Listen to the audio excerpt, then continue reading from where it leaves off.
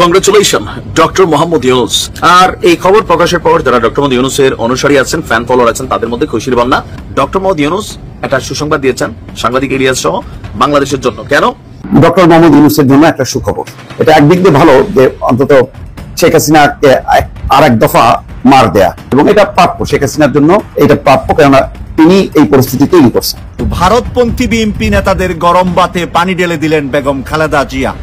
ভাবতেই পারে নাই ভারতপন্থীরা এভাবে পানি ঢেলে দিবে বেগম খালেদা জিয়া। তাই আলমগীর গংদের সময় শেষ বিএনপি থেকে বাংলাদেশ একটি গৃহযুদ্ধ থেকে বাঁচতে পারবে কোটি কোটি টাকা খরচ করে আরেকটা নির্বাচন হওয়া থেকে বাঁচতে পারবে, দেশের ভিতরে সন্ত্রাস এবং বিভিন্ন রাজনৈতিক অপসংস্কৃতি থেকে। ডক্টর ইউনুস একদম জায়গা মতো দিয়ে দিচ্ছে, বুঝছেন? ডক্টর ইউনুস তো খেলাটা খেলে দিছে, এটার অপেক্ষায় ছিলাম না যদিও, কিন্তু ডক্টর ইউনুস খেলাটা দেখে দিচ্ছে। ডক্টর মোহাম্মদ ইউনুসের কাছ থেকে হতাশ হয়ে ফিরলেন বিএনপির প্রতিনিধি দল। সবকিছুতে কিন্তু ডক্টর মোহাম্মদ ইউনুস সাফল্যের জায়গায় পৌঁছে যাচ্ছেন, এবং এই সাফল্য কিন্তু তাদেরকে কনফিডেন্স দিচ্ছে যে তারা যে কোনো মূল্যে দেশের শাসন ব্যবস্থা আরো লম্বা সময় করলেও তাতে জনগণ সন্তুষ্ট হবে, তাতে তাদের কোনো ক্ষতি হবে না। নির্বাচন একটু দেরিতে হলেও ডক্টর মোহাম্মদ ইউনুসের সরকারকে ফেলে দেওয়ার মতো যোগ্যতা কারো কিন্তু নেই। মনে করছেন সরকার খুব দুর্বল? দেখেন না মাঠে নাইমা, গীত একটাই, নির্বাচন চাই। দেখেন মাঠে নাইমা টিকতে পারেন কিনা, নির্বাচন আদায় করতে পারেন কিনা। ওনারা যদি দেশে থেকে আওয়ামী লীগের বিরুদ্ধে কথা বলে থাকে, আর ওনাকে যদি ডিপ থেরাপি না দেওয়া হয়ে থাকে, আওয়ামী লীগ যদি তাকে ক্ষমা করে দিয়ে থাকে, তাহলে আমি বলবো এটা ছিল আওয়ামী লীগের সাথে তার একটা ইন্টারনাল প্যাক্ট। কারণ আওয়ামী লীগের বিরুদ্ধে কথা বলে ওই সময় কেউ ছাড় পায়নি। তাহলে এই আমাদের মাসুদ কামাল সাহেব বা জাহিদ সাহেব এত কথা বলছে, আপনারা বলছেন তার বিরুদ্ধে বলেছে, তাদের কিছু বলেনি কেন? দর্শক, ক্ষমতায় আসতে বিএনপি নতুন করে যেই চাল চলেছেন সেই চালেই এবার আটকা পড়ে যাচ্ছেন বিএনপির সিনিয়র নেতাকর্মীরা। মির্জা ফখরুল ইসলাম, মির্জা আব্বাস সহ নানান বড় বড় সিনিয়র নেতাকর্মীরা এবার সেই জালে আটকা পড়ে যাচ্ছেন, যারা ভারতীয় এজেন্ডা বাস্তবায়ন করার জন্য বিএনপিকে হুমকির মুখে ঠেলে দিয়েছেন। সে সকল নেতাকর্মীদেরকে বহিষ্কার করা হচ্ছে বিএনপির পদ থেকে, উচ্চ পদ থেকে তাদেরকে বহিষ্কার করে নতুনভাবে ঢেলে সাজানোর চিন্তা ভাবনা চলছে বিএনপিকে। এই নিয়ে তারেক রহমান ও খালেদা জিয়ার বক্তব্য রীতিমতো তোলপাড় সৃষ্টি করে দিয়েছে। দেশে ফিরেই খালেদা জিয়া সবকিছু নিজের হাতে বুঝে নেবেন এবং দলকে নতুন করে গোছাবেন। যারা ভারতীয় এজেন্ডা বাংলাদেশে বাস্তবায়ন করতে চাচ্ছেন সে সকল নেতাকর্মীদেরকে চিরদিনের জন্য দল থেকে বহিষ্কার করা হবে এবং দলের কোনো কার্যক্রমে তাদেরকে আর ডাকা হবে না। ভারতপন্থী বিএনপি নেতাদের গরম বাতে পানি ঢেলে দিলেন বেগম খালেদা জিয়া। ভাবতেই পারে নাই ভারতপন্থীরা এভাবে পানি ঢেলে দিবে বেগম খালেদা জিয়া। হঠাৎ করে জামাতের আমির ডাক্তার শফিকুর রহমানের সাথে রুদ্ধদ্বার বৈঠক করে বেগম খালেদা জিয়া জানান দিলেন, জামাত আমাকে দুইবার প্রধানমন্ত্রী বানিয়েছে এবং বিএনপির সাথে সবসময় জামাত পাশেই থাকবে, বন্ধু হিসাবে হোক, প্রতিবেশী হিসাবে হোক এবং সহযোগী হিসাবে হোক, জামাতই হবে বিএনপির আসল বন্ধু। সর্বশেষ বাংলাদেশ পরিচালনা করবে জামাত। বিএনপি ঐক্যবদ্ধ, এক দলে না আসলেও বিরোধী দলে থাকলেও থাকবে সহনশীল সম্পর্ক। এই কথা জানান দিলেন ডক্টর শফিকুর রহমান, বেগম খালেদা জিয়া, তারেক রহমান এবং ডাক্তার সৈয়দ আব্দুল্লাহ মোহাম্মদ তাহেরের বৈঠকের মাধ্যমে।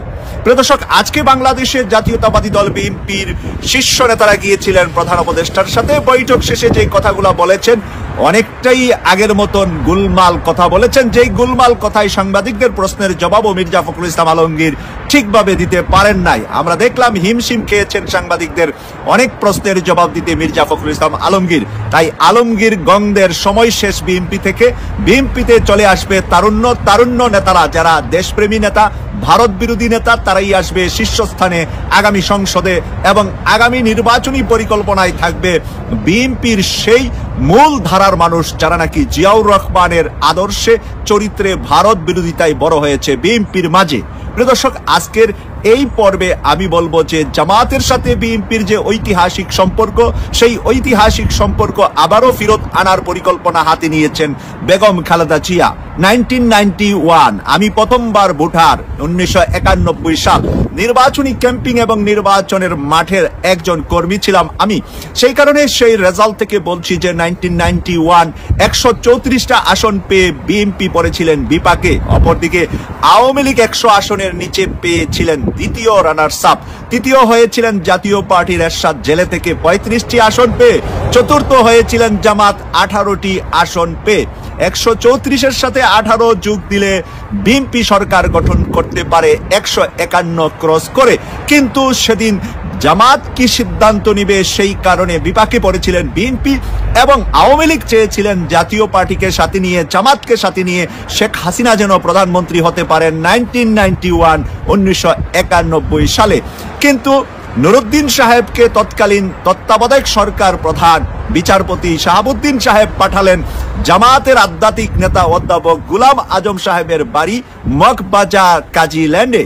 সেখানে গিয়ে তখনকার সেনা প্রধান নুরুদ্দিন সাহেব আবদার করলেন জামাতের আধ্যাত্মিক নেতা অধ্যাপক গোলাম আজমের কাছে যে আপনারা যদি একটি দলকে সমর্থন দেন তাহলে বাংলাদেশ একটি গৃহযুদ্ধ থেকে বাঁচতে পারবে কোটি কোটি টাকা খরচ করে আরেকটা নির্বাচন হওয়া থেকে বাঁচতে পারবে, দেশের ভিতরে সন্ত্রাস এবং বিভিন্ন রাজনৈতিক অপসংস্কৃতি থেকে বাংলাদেশকে রক্ষা করতে হলে আপনাদের সমর্থনের উপরই দেশে একটি সরকার গঠন হবে।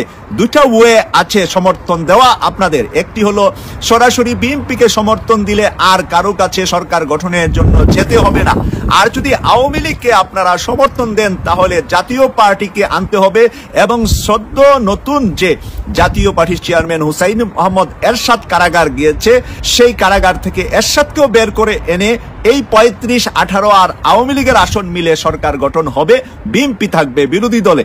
বামপন্থী এবং বাম দল থেকে এসে বিএনপিতে যুক্ত হয়েছিলেন তাদেরকে ভারত বোঝানোর চেষ্টা করলেন যে এবার আপনারা সরকার গঠন করবেন, তাই আপনারা যদি জামাত থেকে দূরে যান, জামাত থেকে আলাদা থাকেন, তাহলেই আমরা আপনাদেরকে সমর্থন দিয়ে ভারত পাশে থেকে আপনাদেরকে নিরাপদে রাষ্ট্র পরিচালনার সুযোগ দিবে ভারত। সেই পায়ে সেই কাদাতে পা দিলেন মির্জা ফখরুল ইসলাম আলমগীর সহ আওয়ামী লীগ মনা এবং আওয়ামী লীগ থেকে আসা বা বামপন্থী থেকে আসা ওই নেতাগুলা। আর সেখানে অসহায়ের মতো থাকলেন তারেক রহমান সাহেব লন্ডনে। তারেক রহমান সাহেব যতই বহিষ্কার করেন আর অব্যাহতি দেন দল থেকে, ততই সেটা আরো যেন ছোট ছোট আকারে বিভিন্ন জায়গা থেকে গেছু বের হয়ে আসছিলেন। আর সর্বশেষ সেই গেছু বের হয়ে আসা বন্ধ করে দিলেন বেগম খালেদা জিয়া নিজে হ্যান্ডেলিং করে। বেগম খালেদা জিয়া জামাতের আমির ডাক্তার শফিকুর রহমান ইউরোপ সফরে আসছেন, যিনি বিএনপির শীর্ষ পর্যায় থেকে অনেক গোপনীয়তার সাথে জামাতের সাথে লিয়াজু মেনটেন করা হয়, যে ইউরোপ সফর শেষ করে ইউরোপিয়ান পার্লামেন্টের বিভিন্ন অধিবেশনে বিভিন্ন জায়গায় মিটিংয়ে জামাতের আমির ডাক্তার শফিকুর রহমান এবং নায়েবে আমির ডাক্তার সৈয়দ আব্দুল্লাহ মোহাম্মদ তাহের সহ জামাতের শীর্ষ 5 জন নেতা, ইউকে থেকে 2 জন সম্মানিত ব্যারিস্টার সেখানে অংশগ্রহণ করেছেন। টোটাল 5 জন নেতা বিভিন্ন বৈঠক ইউরোপ শেষ করে গত 13 তারিখ রবিবার সন্ধ্যা লন্ডনের এক সাইটে একটি এয়ারপোর্ট, তার নাম স্টানস্টেড এয়ারপোর্ট গোপনীয়তার সাথে এসে নামলেন জামাতের আমির এবং নায়েবে আমির দুজনে। এই কারণেই এটা গোপন রাখলেন, কারণ পরদিন সকালে বেগম খালেদা জিয়ার সাথে তারা একটি গোপন দর্শক, এতক্ষণ পর্যন্ত আপনারা দেখলেন যে বিএনপির নেতাকর্মীদেরকে উদ্দেশ্য করে যে সকল বক্তব্য কিন্তু বিভিন্ন জায়গা থেকে উঠে এসেছেন। এর মধ্যে খালেদা জিয়া দেশে ফেরার ঘোষণা দিয়েছেন, দেশে ফিরেই বিএনপিকে ঢেলে সাজাবেন এবং বিএনপি নেতাকর্মীদেরকে নতুন করে ডাকবেন বলে জানা গিয়েছে। আরও কিছু বিস্তারিত তথ্য রয়েছে, চলুন দেখি এই ভিডিওতে। আর এখন নতুন নতুন ভিডিও পেতে চ্যানেলটিকে সাবস্ক্রাইব করে পাশে রাখা বেল বাটনটি অন করে দিন। ডক্টর মোহাম্মদ ইউনূসের জন্য একটা সুখবর। টাইম সাময়িকীর প্রভাবশালী 100 ব্যক্তির তালিকায় স্থান পেয়েছেন অধ্যাপক ইউনূস। জানি না যদি বাংলাদেশের প্রধানমন্ত্রী হিসেবে শেখ হাসিনা থাকতেন, তিনি থাকতেন কি থাকতেন না এটা বলা যায় না, তবে এই খবরগুলো নিঃসন্দেহে শেখ হাসিনার জন্য অত্যন্ত বেদনাদায়ক এবং খুবই তাদেরকে মর্মাহত করবে। দিল্লিতে বসে বসে তিনি মনোবেদনায় ভুগছেন, এটা পরিষ্কার। কেননা আমরা জানি যে গত 15 বছরে শেখ হাসিনার মুখে বাংলাদেশে বিএনপি বা জামাত বড় রাজনৈতিক দলের বাইরে একক ব্যক্তি হিসেবে যার নাম সবচেয়ে বেশি উচ্চারিত হয়েছে তিনি হচ্ছেন ডক্টর মোহাম্মদ ইউনূস। গত 8 মাসে কিন্তু ডক্টর মোহাম্মদ ইউনূসের মুখে শেখ হাসিনার নাম কয়বার উচ্চারণ হয়েছে? গুনে গুনে হয়তো 2-4-5 বার। আর শেখ হাসিনার মুখে হাজার হাজার বার, লক্ষ লক্ষ বার, এটা গুণে শেষ করা যাবে না। তো সেই ব্যক্তি আজকে টাইম সাময়িকীর প্রভাবশালী 100 ব্যক্তির তালিকায় চলে আসছে। তো এটা ভালো, এটা এসব খবরের এমনি কোনো গুরুত্ব নেই। বিশ্বের মানুষ জানলো যে প্রভাবশালী ডক্টর মোহাম্মদ ইউনূস তিনি নোবেল জয়ী এবং একই সঙ্গে বাংলাদেশের এখন সরকার প্রধান। ফলে এটা খুব অস্বাভাবিক না 100 জনের মধ্যে থাকা, কিন্তু এটা একটা বার্তা, এটা একটা মেসেজ যে শেখ হাসিনা যাকে অপমান অপদস্থ করলো, যাকে দণ্ডিত করার জন্য একেবারে মোটামুটি সব আয়োজন শেষ করে আনছিল, ঠিক সেই সময় টাইম ম্যাগাজিন এরকম একটি তালিকা সামনে নিয়ে আসাটা এটা একদিক দিয়ে ভালো, যে অন্তত কি বলে পরোক্ষভাবে শেখ হাসিনাকে আর এক দফা একটু মার দেয়া যাকে বলে, সেই কাজটাই কিন্তু হলো, এবং এটা প্রাপ্য শেখ হাসিনার জন্য, এটা প্রাপ্য, কেননা তিনি এই পরিস্থিতি তৈরি করছেন। যুক্তরাষ্ট্রের খ্যাতিমান টাইম সাময়িকীর করা 2025 সালে বিশ্বের সবচেয়ে প্রভাবশালী 100 ব্যক্তির তালিকা আছেন বাংলাদেশের অন্তর্বর্তী সরকারের প্রধান উপদেষ্টা অধ্যাপক মোহাম্মদ ইউনূস। বুধবার এই তালিকা প্রকাশ করা হয়েছে। টাইম 100 শীর্ষক এই তালিকায় অধ্যাপক ইউনূসকে লিডার বা নেতা ক্যাটাগরিতে রাখা হয়েছে। 6টি ক্যাটাগরিতে মোট 100 জন প্রভাবশালী ব্যক্তির নাম প্রকাশ করে এই মার্কিন সাময়িকী। নেতাদের তালিকায় অধ্যাপক মোহাম্মদ ইউনূসের সঙ্গে আছেন যুক্তরাষ্ট্রের প্রেসিডেন্ট ডোনাল্ড ট্রাম্প, যুক্তরাজ্যের প্রধানমন্ত্রী কিয়ার স্টারমার, মেক্সিকোর প্রেসিডেন্ট ক্লদিয়া শেইনবাউম, যুক্তরাষ্ট্রের ভাইস প্রেসিডেন্ট জেডি ভ্যান্স, লৌহ মানবী খ্যাত ভেনেজুয়েলার বিরোধী দলীয় নেতা মারিয়া করিনা মাচাদো, মার্কিন ধনকুবের ইলন মাস্ক সহ 21 জন।